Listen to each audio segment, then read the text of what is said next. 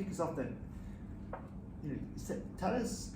You can tell as much as you want or as little as you want, Seb. But you're a young man.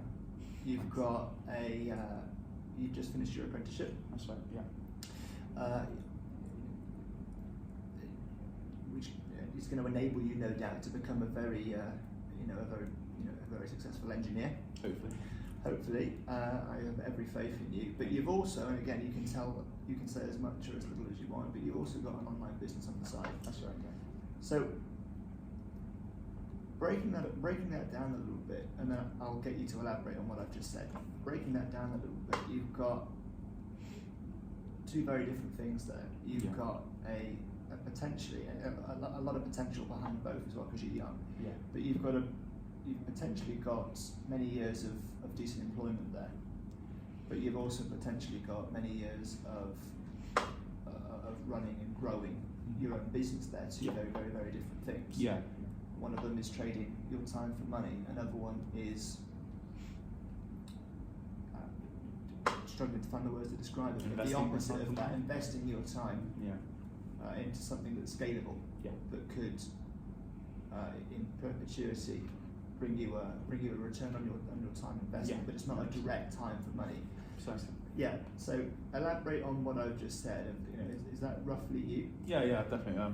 I think it's not enough to just have one source of income these days. I think it's always, well, I've always known you need to have passive income, as they say, to keep yourself financially afloat and to be able to live life comfortably in this day and age. I think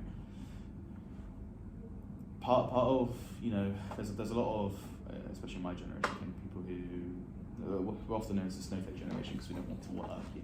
We want things handed to us and whatnot. But I've definitely got the grindset mentality of this is what it is.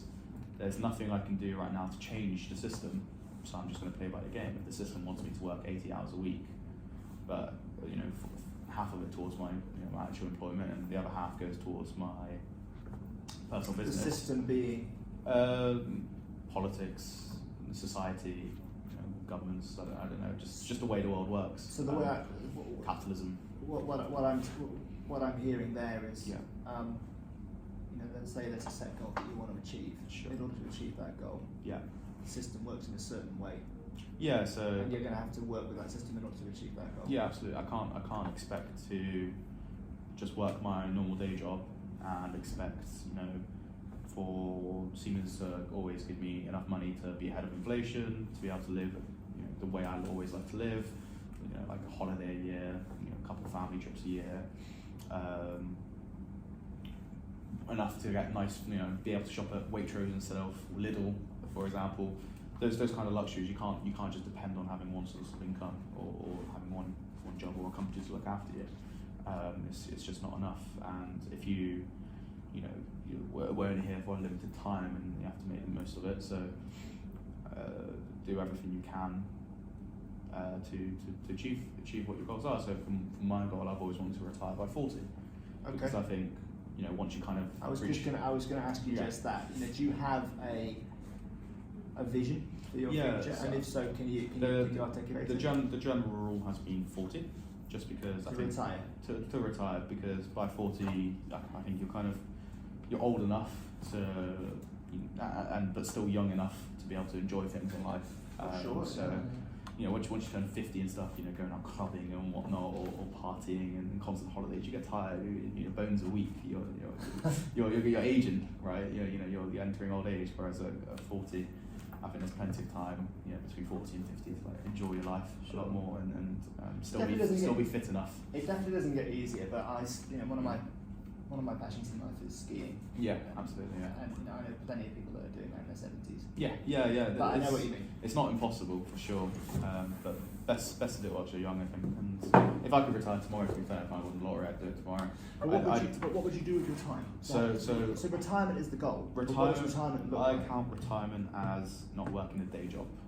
That doesn't mean necessarily not working. I think I'll always continue working. So when you say data, you mean not being an employee? That's right. Yeah. Okay, so what you're talking about there then is financial independence. Yeah. It's not really retirement, is it? Sure. If you had a business that you love, would you still work on that business? Yeah, I would. Yeah. Okay, so you want so your goal then, your vision is financial independence. But I don't want to also dedicate full-time hours to it. Maybe to the business. To the business, yeah. Okay. Maybe 4 or 5 hours a week at most.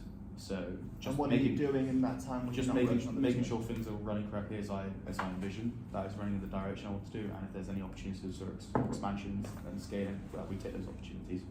Kind of like not a CEO, because I'm not doing it day to day, but kind of like an owner, I guess. You tell the CEO what your expectations are, and hopefully they steer the ship in that direction. Yeah, so an owner rather than a manager. Yeah, absolutely. Yeah, I think that's actually a lot of this going off about a tangent. A lot of small businesses run into that trap where they create a successful business, they're expanding, they're growing very rapidly, and the owner or the founder rather is too scared to let go of their own position. Right. I think, yes, you were capable enough to bring the business to this level, but there are people more capable of you who know how to handle bigger businesses and whatnot. So, and they can scale it up. And they can scale up, and they can give you the advice you need. And one of a YouTuber I follow that I'm quite a fan of, Linus Media Group. He owns Linus Media Group, Linus Tech Tips. And one thing he recently did actually is hire a CEO. So even though he's the owner of the company, he was the CEO of the company. He decided to hire a CEO who actually, has the capability of overruling him. Taking it to where he wants. Okay. Yeah. So because at the same time, what's the point of hiring a CEO if you don't let them do their job and you constantly overrule them? You need to. I think there's actually. Plus, he's going to want to. He's going to want it to. Well, a couple of things there. So the first thing is it's probably freeing his time so he can concentrate on actually making the videos. That's right. Yeah. Right? But it's also taking the business to the next level. Yeah. There's. If you imagine numbers 0, 1, 2, all the way through to 10. Yeah. And those numbers represent a position or a size, the scale of a business. Yeah. 10 being $1 billion plus, 0 being non-existent. Sure. So there are different. To get from 0 to 1 is very different than getting from 1 to 2, and takes a very different type of person. I learned this quite recently in life actually. Yeah. So there are people out there that are great at getting a business from 0 to 1. Also, AKA the business exists. Yeah. 0 to 1 is its sole purpose is and it doesn't have to be a business, it can be anything. But 0 to 1 is the sole purpose of that step is to go from nothing to something. So it's to get it to exist. Yeah. And then to go from 1 to 2 would be to get it generating income. 2 to 3 self-sufficient. I don't know. But anyway, as you go up, it takes a different type of person. Yeah. That's right. Okay. Yeah. Precisely. And hiring that type of person who can do that for you, who has the experience, capable of doing that for you. Because you're paying someone to do their job, but they're also doing that job because they want to continue to be paid. So they do have I forgot what the term is, but they got something in the game as well. Skin in the game. That's the one. Yeah. So it's in your best interest to let them do their job. So let's go a little bit more philosophical then. So with you, Seb, is I don't want to go over the top and say what do you want out of life? What's your reason for being? Like, it sounds to me that you're very much a minimum input, maximum output guy. Yes, yeah, we've had this conversation. We before. have. Yeah. In fact, you introduced that term to me, and or at least that way of thinking about it, which I use a lot. Brilliant. It's been really beneficial actually. So it's helped me figure out a lot of things in my life. So, but again, in terms of outcome, do you? There are some people that want to. People have different visions, people have different ambitions, people have different contributions that they want to make. So some people want to change the world, and they have to dedicate their entire lives to that quest. Yes. Yeah. Some people just want to have a good time, and they dedicate their entire life to that quest. Now we all need money, so they do indeed have to pay for that somehow. And then there's probably a whole range of things in between. Yeah. Like for a lot, so you introduced me to to that way of thinking about things, and input versus output. Yeah. So input being, I guess, a contribution Yeah. in order to receive an output in which to pay for what you want to do. Now that could be to continue to scale up the business and leave your mark, create a legacy, change the world. Sure. Yeah. For a long time, I was operating on the paradigm that I wanted. My reason for being, if you will, was to contribute. Yeah. My vision was, my value was in my contribution.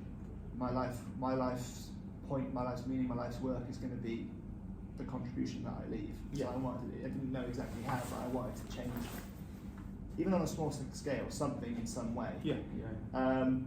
It took me a long time to realise that I'm still a little bit fuzzy on it, but I'm actually more about just having a good time. Yeah. In reality, but so for you, so where are you there? Do you want to change the world, or do you just want to have a good time? Are you somewhere in between? Just before going on to that, I think with minimum input and maximum output, I think it's important to remember minimum input doesn't necessarily mean doing nothing or being lazy about it. It's just a case of, right in the context of what you're working on, doing the minimum input you required to bring the maximum output out of it, and to kind of take it away, because I think most people hear that and think, well, that's a lazy method. That's not the best method. It's actually the more efficient method, because you're pulling out as much as you can with the least amount of effort. If you think of it as a graph, if you reach a certain point of effort, you're not getting as much out of it. Diminishing returns. Exact diminishing returns. Yeah, precisely. So minimum input and maximum output, it's not necessarily it's not a bad thing, and then I think a lot of people will initially see it with a condescending view. No, when looking at the mechanics of it in its own right, then sure, it's efficiency is good. Yeah. But I'm talking about it again more from a philosophical point of view, which is your sort of your life's purpose, whether you've cultivated that or it's been given to you. So the reason I bring that up is because I think in the grand scale of things, I am contributing a lot. I think I am putting a lot of input in, actually. But in terms we all are. Yeah, but in terms of could I put in more? Absolutely. I think it's a lot I'm doing, but it's not to my 100%. It's not to my limit. So that's why I think it's minimum input in how I feel about it. I could be spending every working hour of my life, doing things to change the world, like you said, and I would love to, but I can't be that person. It took a long time to accept that I can't be that person to make everything work. It's just not how I'm built. So I will contribute the maximum I can, which is the minimum, if that makes sense, to receive the maximum output. So why can't you do it? Like what are you doing instead of inputting? So contributing, inputting. I think it's just working. I get tired. Honestly, I just. It's a physical thing. It's not. It's more mentally. Just mentally tired. It takes a lot of work, and I think I could do that work if there was a strong drive behind it. Yeah. So you've got like a very strong, clear vision. That's right. And then so the vision is clear on what I would want, but what it takes to get me there is not strong. What's the reason behind wanting that vision is not strong enough. So, let's talk about the vision. I'm thinking of an analogy. So, let's say the vision is being in shape. I think we've talked about this one before, actually. So your vision is being in shape, like look really good, to the best your body could be. That is your 100% genetic limit. Just yourself, myself. No, like someone you're aiming for. Oh God. Give me a visual. Oh, I don't. Jeff Nippard. I don't know who he is, but he's some fitness YouTuber. Fine. So you want to get that? Let's say Jeff. I personally know, but let's just call you as an example. Very, very fit. But it takes a lot of effort to get to that level. You have to change things in your life to reach that. So my reason for wanting to look that good is not strong enough. So say your reason for wanting to look that good is because you want to win bodybuilding competitions. Yeah. So the why. I think what you mean is the why. Your why isn't strong enough. Yeah. So I don't want to build. I don't like the idea of it. Yeah, precisely. I like that vision. I like the idea of looking like Jeff Nippard, but I don't have the drive to win, to go into bodybuilding competitions and win those bodybuilding competitions. So my reason, my why to get there, or the motivation that I want to have to get there is not strong enough. so I never will. For me, it's the way I look at it is there's a big difference between liking the idea of something and actually wanting something. Precisely, yeah. So that is, you like the idea. We all like the idea of something like that. I don't know what he looks like, but I'm assuming he's jacked. So I am, looking like that is. Sorry. Is that my phone or your phone? I think it's my phone. Yeah. So you're That's okay. So. And this also goes back to the minimum input, maximum output. So if the minimum input I put in gets to be half of Jeff Nippard, then I'll still be very happy because I get the maximum output out of that. The maximum output of what I could achieve with my minimum input is still worth doing. So if that's 25% of Jeff Nippard or 50% of Jeff Nippard, that's still great to have. So let's go back to your vision then, and let's go back to your why, meaning, what do you have a strong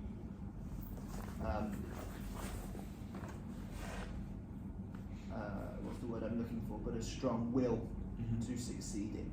Yeah. So that makes sense. Like what are you driven by? Yeah, money. Absolutely. So just money for the sake of money. Not for the sake of money, but for what it gets me, I guess. So what does it get you? So let's talk about the vision. What is it you're actually after? I want to be able to walk into a shop and not have to think about how much money's going to come out of my bank account buying that. I just want the money to look the same. If I want to buy this Stanley bottle, I want it to be the equivalent of thinking the same if I'm buying an M4.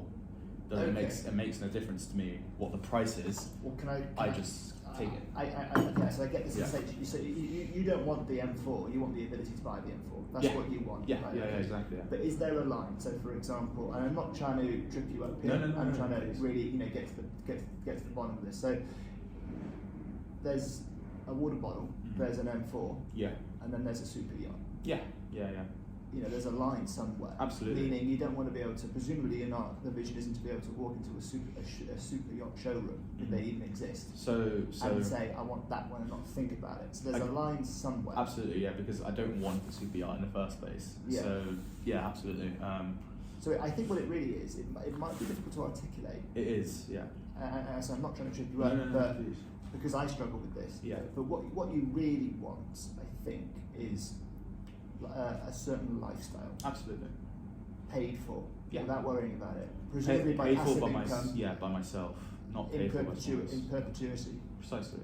Okay. So with that then, if we talk about how you would get there, the ways in fact no, let's not do that. So let's go further into that actually. Sure. And before we do that, let's go back to what I was saying earlier. Yeah, so, sorry, no, it's okay. I love it. So it keeps it real. Yeah. It keeps it real. It makes it less rigid. It takes it off script. It makes it. I'm flowing now. I don't know about you. No, yeah. But if it's a bit morbid, but what I sometimes think about is my tombstone. Okay, so if you were going to write your tombstone, as in what was on it, what would you put on there? So here lies Seb, here lies Tom. He was or he did this. Or what's that quote from Iron Man? Billionaire, playboy, philanthropist. That's actually a really good example. That's actually a really good example because what you're going to put on that on your tombstone is presumably, unless it's a complete joke, but even then, that's your definition. Yeah. What is on your tombstone is in my mind your life's definition. It defines you as like. Yeah. So there's I think it's Spike Lee, the comedian. I have to check this, but there's a comedian. I think it was Spike Lee. Yeah. And on his tombstone was "Here lies Spike Lee." I told you I was ill. So it's a joke, right? Yeah. So, but he was a comedian. Sure. So, jokes define his life, and there was a joke on his tombstone. So. Sure. Elon Musk, for example, I know everybody uses him, he's the benchmark these days for a lot of things, but on his tombstone, it might not necessarily be the owner of SpaceX or Tesla, but if I was writing his tombstone, I would write something like, here lies Elon Musk, he contributed to society and made it better. Yeah. He was a technologist, perhaps. So for me, let's say my, and this, I'm going to articulate better now what I was trying to say earlier. For a long time, I thought my life's work, what was going to be on my tombstone, was very much. What was going to define me was my contribution. I wanted to change the world in some way, big or small. I wanted it to be about my work, my legacy, what I left behind. Now, whereas in reality, what I think is going to be written on there is here's Tom Morgan's. He lived life to the fullest. Sure. Now that could be because I failed. There could be an element of failure in there. I'm 35 years old, and it might still happen. Who knows? But I'm not on the path, shall we say, to change the world, even in the smallest possible way. I've tried. I've owned businesses. I mean, I technically own one now as a contract engineer. But I've owned, I've owned others, and I've tried and I've failed, and I've tried and I've failed, and I've succeeded in this one. But it's disguised employment, really. Okay. I've tried to make scalable businesses. To date, it hasn't worked.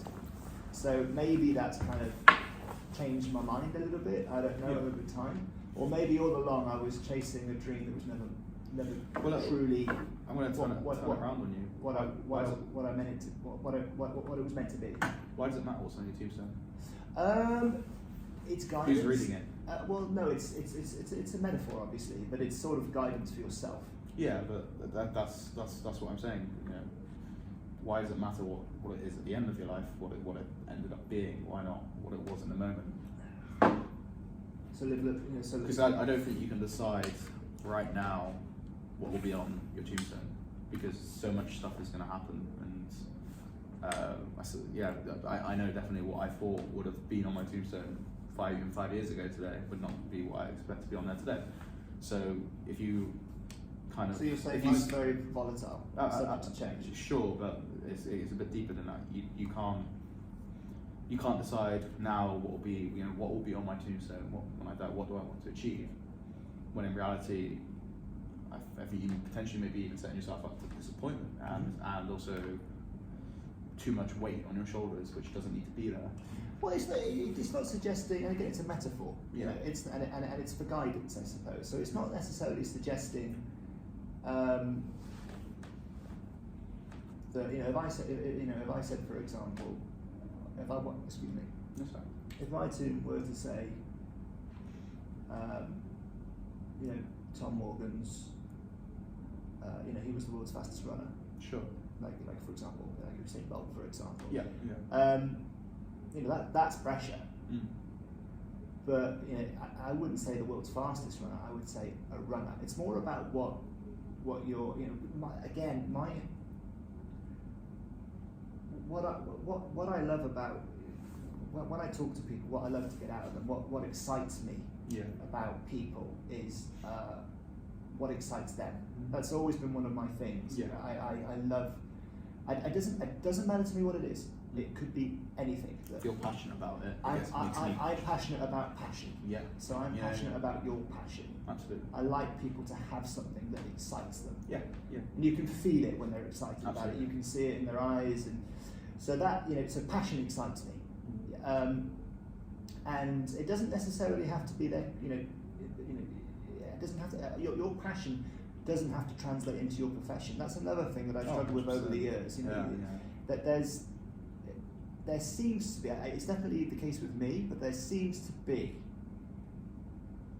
an emphasis on turning your passion into monetizing things. Particularly, what are you passionate about? Well, then you could do that as a career. Yeah. Or maybe I just want to do it. Yeah. It's okay to have a passion, or it's okay to love anything and not monetize it. Absolutely, yeah. So, I'm passionate about passion, and help me out here. Where was I going with that? Crikey, you lost me as well. No, down the rabbit hole, right? Yeah. So, your grave, your tombstone. Yes, thank you. So, it could be big. It's guidance. It could be big. It could be small. But it's something that it inspired you to keep living, I guess. Sure. So for you, what again, we can go back to calling it our why. What are you excited? Well, let's call it that. What are you excited about? What do you naturally want to work? Keep going. keep going at, work hard for. Yeah. I want to have as many experiences in my life as possible, stories you can tell kids and grandkids. That's what excites me. Being able to tell exciting things that I've done in my life, whether that's travel, sports, hobbies, places I've ate. So you want to live? Yeah. You're very. I think without limitation. Without limitation. Yeah. Okay. So if I want to go to Thailand tomorrow, I'll be able to go to Thailand tomorrow. Okay. Yeah. So this is the other issue with this is why money is at the end of the goal, because I can't have those experiences without exchanging something for them. And that's something, money would be exchange. So and which is kind of ironic, because I realised money doesn't give me the greatest satisfaction. It doesn't. The experience. Yes. That money brings me does. Yeah, it's not about the money. It's about what it affords you. Yeah, exactly. Yeah, Because I was in Ireland recently, and just walking across the cliffs in Howth, just east of Ireland, it's a small town. It's fucking fantastic. We're in great weather. I'm looking at this amazing cliffs, the sea. We watched the sunset. And did you feel it? Yeah, you have that feeling. Yeah. This is right. Yeah. You're part. You're almost with nature. This is how we were supposed to live in a sense. I'm on my path. Yeah, you kind of. I can't describe it. If I don't know how to put it into words. Everything felt right. Yeah, that's enough. Yeah. Everything felt right. Felt you were exactly where you needed to be. Yeah, precisely. Yeah. And I've had several experiences like that now so far. One time skiing as well, and I know you've had the same. Oh, absolutely. Yeah. So skiing has happened. Can't remember everything now. I'm also going Lake District this weekend, so I'm sure I'm gonna go up Scafell Pike. I'm sure I'm gonna feel the same way. Yeah. One up Pennyvan in Wales, and that just kind of brings me onto my new hobby. I really like hiking. I like being one with nature and the landscape, and seeing these amazing views and stuff. But again, I can't do that stuff without money. We'll get there. Yeah. So we'll segue into that. But I think we're making progress here in this podcast. I'm very passionate about passion, and you're very, you're very passionate about living. Yeah. But it's not anything specific. It's living itself. Yeah, in many different forms. Which is so difficult, because people actually know what your interests are, and it's not really, it's not tangible enough that you can say I have this goal. And going back to the athlete or the runner one, I want to be the fastest runner in the world. It's not as tangible as that. But to me, it feels specific. Yeah, it's not as specific as that. But it's not tangible because I can't tell you how I will feel doing a certain something. I'll only know after the fact. So maybe my goal is to go to Thailand, and then actually, because I think I'll have a great experience there, and actually I don't. Doesn't necessarily mean that my passion of making these experiences has changed. It's just. And is it the feeling that you're chasing? Yeah. It is. Okay, so really we're going deeper and deeper here, aren't we? Really, and I think one of the reasons why I wanted to talk to you, Seth, is because I think you and I are very, very similar. So what I think we're really chasing is, and bear in mind I've got 10 years on you more, but it's okay. So it's what I think we're really chasing is we're chasing a sensory experience, an emotional experience. Emotional, yeah, definitely. We're chasing an emotional experience where we're in a situation where everything just feels right. Yeah. We can't explain that. Yeah. We can't articulate it. We can't quantify it, but it just feels right. To be fair though, I know it can't always feel right as well, because I understand you can't have your ups without the downs. It only feels like the ups because you understand what the downs are. So I don't always expect it to feel right either, if that makes sense. Yeah, because sometimes it doesn't work. Sometimes it just doesn't work. Can't. Yeah. So. And you can't. I don't think you can. You can guarantee it. Like you can build. You can work really, really hard and sort of create a system that enables you to get that fix. And everything could be ticked, all the stars could be aligned, but it doesn't quite come. Yeah. So it's that there's an element of certainly it's an unknown factor, but when it comes, it comes. Yeah, yeah. You know, I think it certainly helps to put yourself in those positions where it comes, but when it comes, it's ultimately it's up to it, whatever it will be. But having that freedom in the first place to allow those opportunities to happen is important, and that's where the whole money thing comes back in. So let's segue there. Okay, so paying for that. Yeah, that provides the freedom that you need to be able to do those experiences. Paying for that as a minimum for maximum output. Yeah. So you know, I was going to say put a figure on it, like how much do you need a year in perpetuity. But let's not do that. It doesn't matter. Yeah. It could be any figure, because what I'm more interested in now is the systems that you're going to put in place. Yeah. To enable you to achieve, you know, what you financially need to achieve to enable you to do the things you want to do. So passive income, we need that, because if you want to take those longer journeys, like to go get those experiences. So say I want to take 6 months off my day job, where no one's relying on me to do anything. But I don't have to worry about running out of money at the end of those 6 months.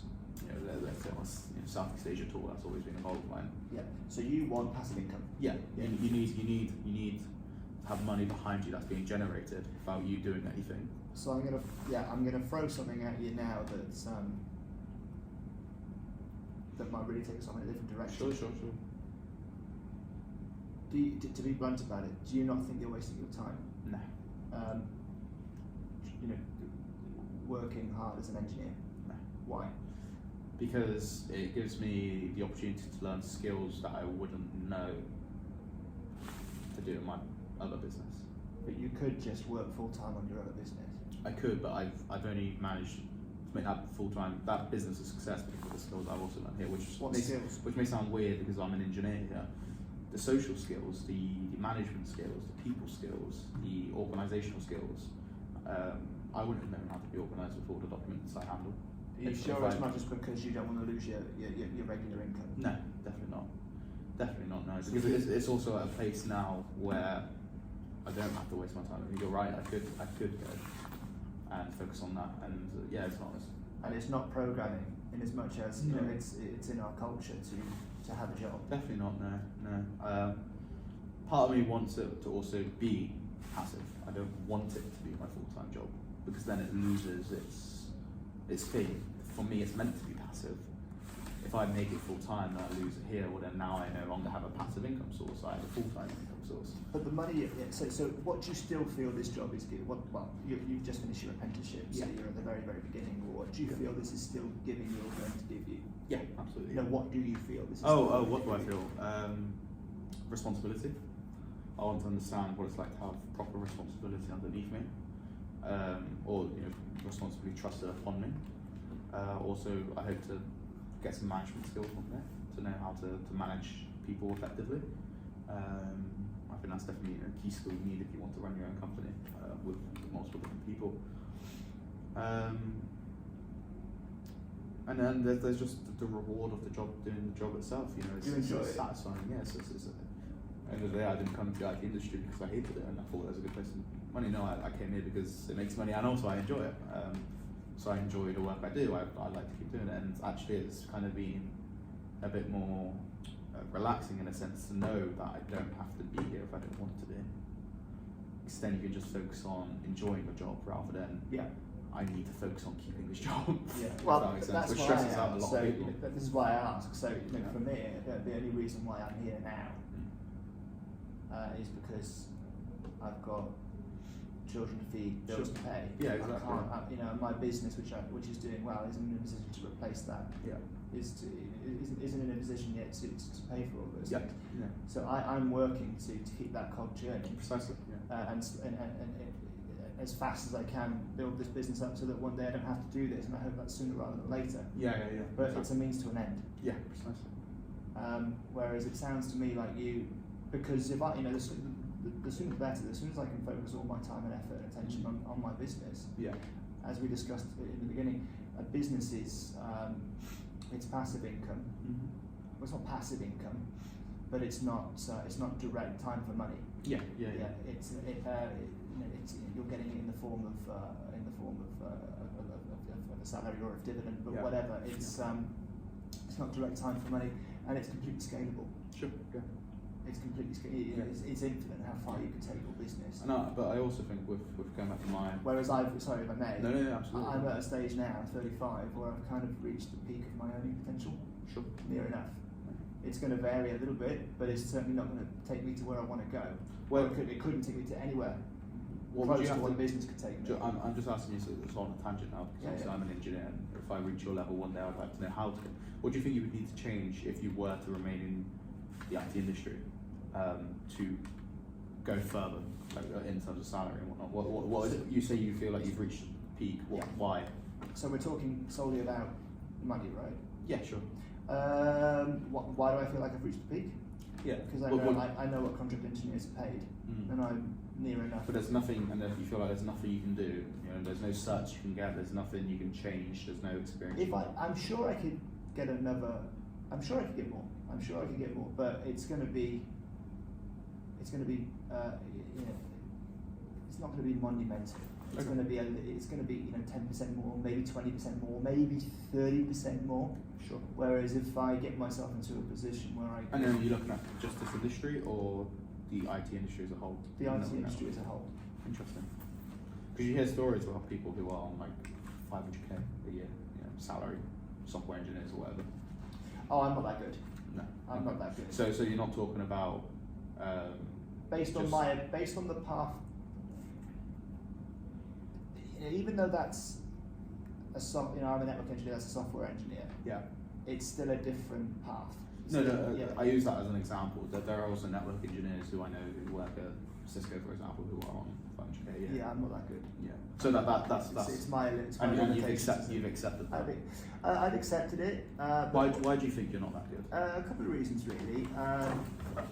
First of all, I don't think I'm that good. Okay. I genuinely don't think I'm that good. If you've got the best, you can't get that good.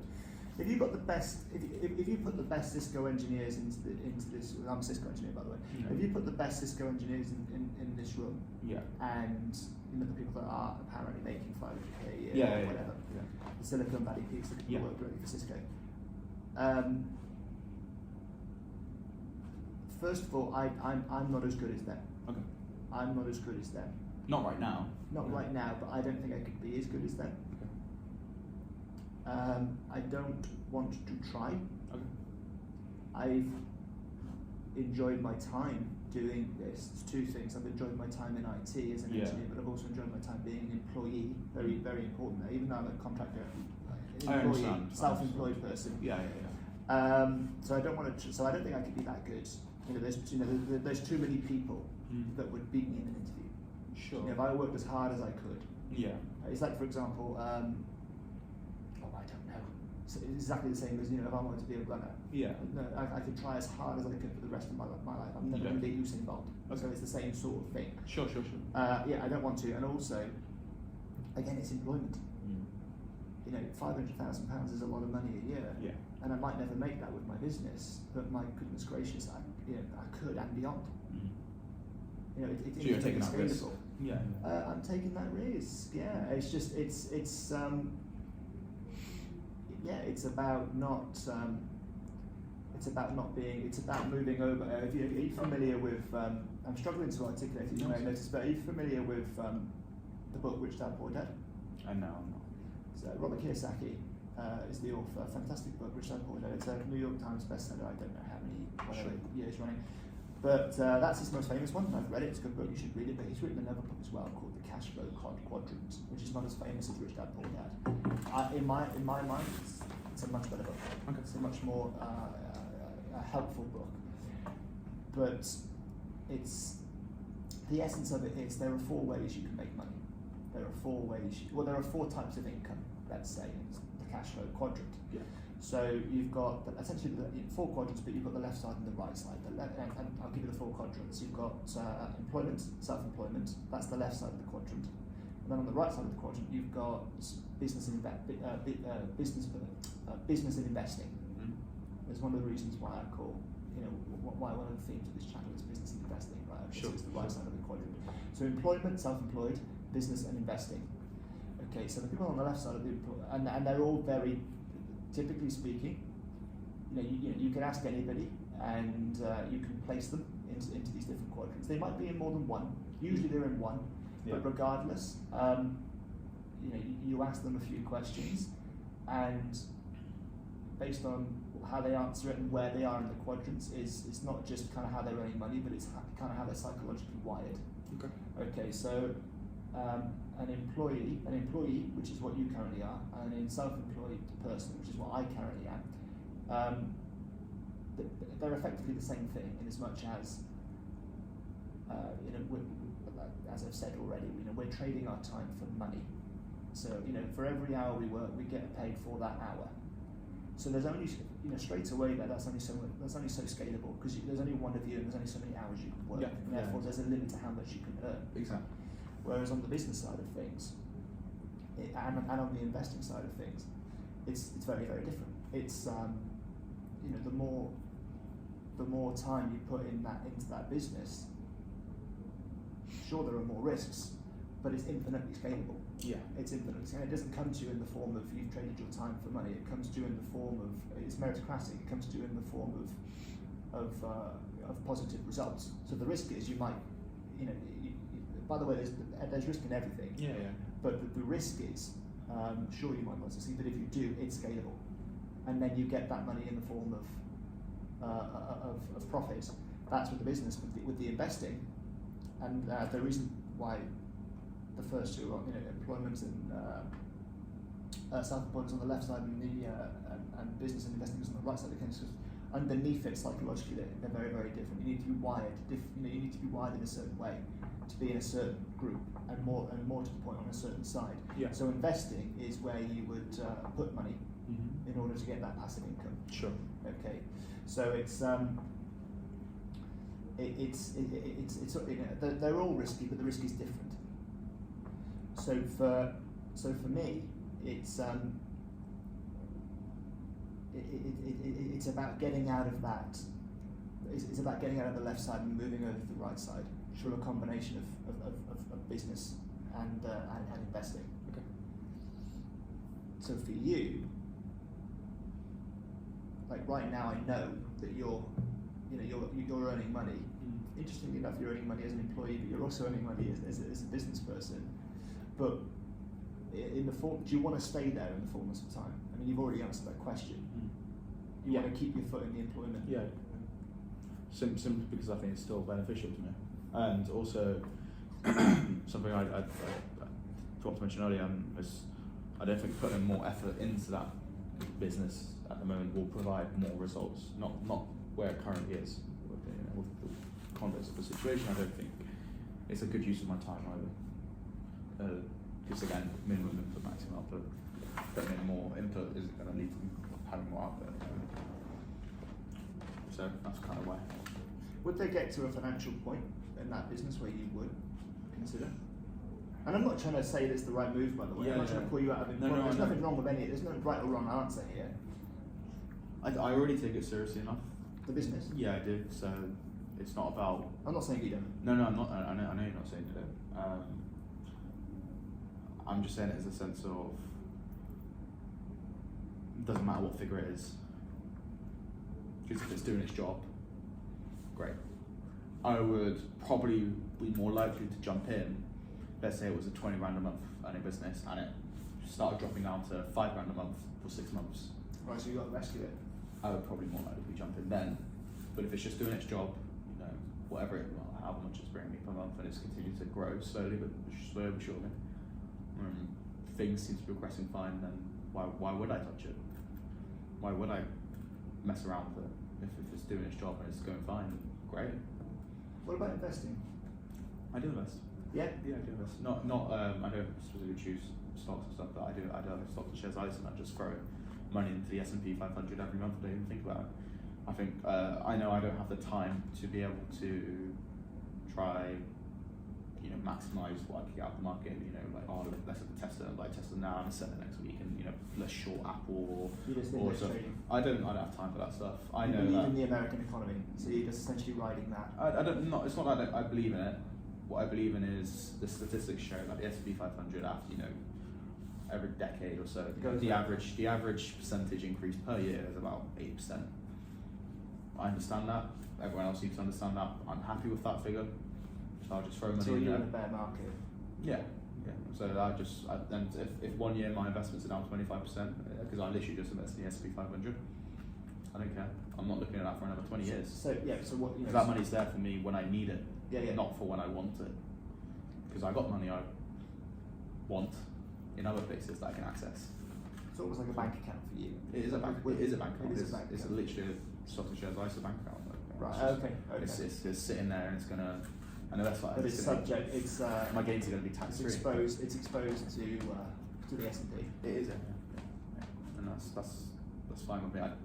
I wish I could have the skill of being able to time the market and pick out specific trades. I've studied it loads. It's time. It's one of those things. It's and the why for me to do that, the reason for me to do that is not strong enough. But so I've got that vision of loving to be able to have the 20 monitors and looking at all the graphs and stuff. But it's time. It's time, but it's not just how long it takes to actually learn the skill, but it's also it's got to be the right timing of life. Yeah. Like maybe again you're quite young. Maybe it will come around to you where it's like, okay, now is the time to everything else is kind of in order. I'm doing it subconsciously. I don't need to focus on it too much. Now I'm going to concentrate some efforts. But I've also always been of the mindset of, why would I do something when I can pay someone else to do it for me and I can still reap the reward?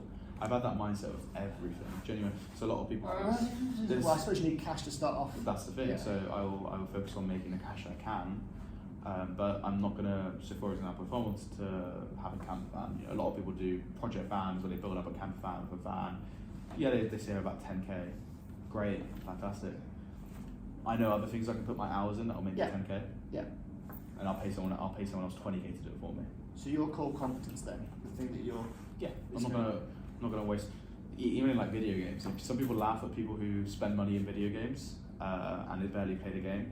So in massively multiplayer online games, there's a specific type of genre of gaming where the idea is you grind. It's almost like a second job to a lot of people. Or like there's also a joke about Destiny 2, where it's literally like you go home, you finish your job, and you start your second job, where you grind, you have your daily missions, and you do all this and you do all that, so you can be able to play the game and whatnot. And you pay it for free essentially because you're investing so much time into it. I'd rather just do some overtime and just buy the DLC or buy the microtransactions and just enjoy the game. Like why would I get there's a fun part of playing the game and the satisfaction obviously in the results, but my satisfaction is getting the money and having the benefit of that. That's the way I see everything. So going back to stocks and shares and whatnot. If I'm at a point where I have £1 million I want to invest, I'll go on a financial advisor. If you can get me 12% instead of the 8% I get from the S&P 500, great. I'll chuck it to him. He can take whatever margin he wants, and I'll as long as I get my margin, I'm happy. So basically, what you want is your ideal situation would be to find to start with a certain amount of money. Yeah, sure. Give it to people and say, make that bigger, please. Yes. So you take your cut from it, but you've ultimately profited from it. So I know your interest right now is real estate and whatnot, and you're investing a lot of time into finding the best bit of land to buy and where to build and all that stuff. Yeah. And development. Yeah. In my opinion, I'll just whenever I'm rich and you've got your business running, I'll contact Tom. I've got 500 grand. I want to invest it in real estate. You've got my number. And there you go. I'll gladly take it off you. You'll gladly take it off me, but you'll win. I'll win. So will you. I don't really care. And I'll keep repeating that. Yeah, I'm not maximising what I could have been getting if I had done it myself potentially, but instead I'll focus those hours in other places. No, I mean what that makes you really is an entrepreneur. Sure. But more than it makes you it kind of makes you a trader, but you're you're not trading internationally traded asset classes, publicly traded asset classes. What you're trading is essentially services that we provide you, where the nature of the services they increase your money for you. So it's a higher input than it is. It's a higher output than it is an input. One of the truest things. Rather than paying someone to clean the windows for you. Yeah. It's actually. One of the truest things in this world is you need money to make money, and it's expensive to be poor. Right. So, like that. yeah, you know, if a poor man can't afford a £200 pair of shoes, instead they can only afford a £50 pair of shoes, but those £50 pair of shoes they have to replace every 3 months. Whereas the rich man who can afford a £200 pair of shoes can wear them for 2 years. So in the long run, in the long term, you know, the guy who has the more expensive pair of shoes doesn't have to keep buying shoes, so he's not spending as much. And this also goes to, you know, when with COVID, where they were handing out the checks, especially in America, they were just handing out blank checks to everyone, no matter what, you know, how much money you're making. Well, the rich guy is going to spend that money into an investment account, and you know, turn that $1,600 or whatever it was into $3,200 in 5 years' time, whatever. The poor guy has to spend that on food, because he's starving. Behaviour changes depending on how much financial security you have. So, absolutely. Yeah. So if you've if you've only ever got enough money to get you through the day, and you're only going to be, by definition, you're only ever going to be thinking a day ahead. And it's going to be very, very desperate because it's a day ahead. You need to feed yourself, you need to clothe yourself, you need to find a shelter for yourself. Whereas if you're in a position to think, let's go crazy, if you're in a position to think generations ahead, well, let's just say 5 years ahead, because you're sitting on some cash, you've got investments that are paying you a return, you're not forced to work. You're able to think a lot more longer term, and you're able to think a lot more objectively. Precisely. You can make better decisions. And that's exactly it. So, if I had a large amount of, you know, just blank check of money, and I'd be able to do those types of things confidently and easily. I like to have 3 to 6 months in the bank. So if money stopped across all forms, if money stopped coming in today, I like to know that I've got 3 to 6 months before I need to sort of, restart the wheel. Whether it be employment, whether it be investment, whether it be a business, whatever, it doesn't matter. Because then I'm not gonna make desperate decisions. Which that's really important actually, because you don't. I feel different. I feel different. I behave different when I've got a cushy. My nana always used to call it. Absolutely. No, that's absolutely true. That's a really good idea to have. Anyway, should we end? Yeah, that was a lovely conversation. Thank you very much. Thanks for coming on. No, thank you very much.